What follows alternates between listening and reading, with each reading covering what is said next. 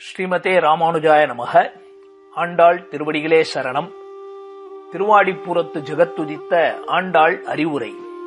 நம்முடைய பாவங்களைப் போக்கி பகவானுடைய திருவடித் தாமரைகளை காட்டும் வேதமனைத்துக்கும் வித்தான கோதய தேவியினுடைய தமிழ் 30 பாடல்கள். இதனை அறியாதவர்களை இந்த பூமி சுமப்பது வீண் என்று கூறுகிறார்கள். திருப்பாவையில் ஆண்டாள் அறிவுறுத்திய சிலவற்றை பார்ப்போம்.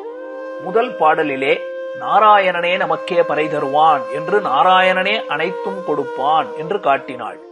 5வது பாடலாலே வாயினால் பாடி மனத்தினால் சிந்திக்க தூமலர் தூவித் தொழுது என்று கண்ணனையே மனதால் நினைத்து அவன் புகழ் பாடி அவனுக்கு தொண்டு செய்ய வேண்டும் என்று காட்டினாள்.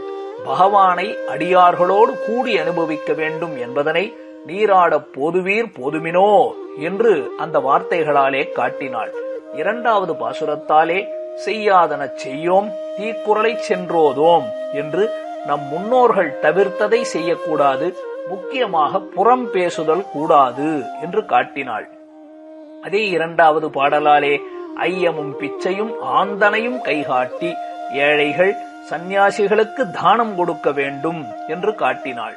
காலையில் எழுந்து கொள்ளும் பொழுது ஹரிர் ஹரிஹி என்று 7 முறை சொல்ல வேண்டும் என்பதனை 6வது பாசுரம் அதிலே மெல்ல எழுந்து ஹரி என்ற பேரரவம் உள்ளம் புகுந்து குளிர்ந்து என்று காட்டினாள். அடியார்களை மதிப்புடன் நடத்த வேண்டும் என்பதனை 7வது பாடலிலே பேய்ப்பெண்ணே என்று முதலில் அழைத்து நாயகப் பெண் பிள்ளாய் என்று அழைத்து 15வது பாடலிலே நானேதான் ஆயிடுக என்ற சொற்றொடர்களாலே அடியார்களை மதிப்புடன் நடத்த வேண்டும் என்று காட்டினாள். அடியார்களை முன்னிடுதல் 6வது பாடல் தொடங்கி 15வது பாடல் வரை.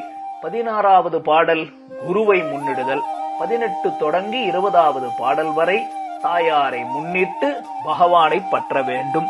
அடியார்கள் குரு தாயார் என்று வரிசையில் சென்று பகவானை பற்ற வேண்டும் என்று பரமனை பற்றும் படியை காட்டினாள். பகவானை கண்டால் பகவானுக்கு பல்லாண்டு பாட வேண்டும். அன்றி உலகமளந்தாய் அடிபோற்றி என்று 24வது பாசுரத்தாலே காட்டினாள். பகவானிடத்திலே 28வது பாசுரத்தாலே சரணாகதி கோவிந்தா நீதாராய் பறை என்று அவன் சரண் பற்றி எற்றைக்கும் 7 பிறவிக்கும் உந்தன்னோடு உற்றோமேயாவோம் உனக்கே நாம் ஆட்செய்வோம் என்று 29வது பாடலாலே அவனுக்கு தொண்டு செய்வதே உயர்ந்த இன்பம் என்று காட்டினாள்.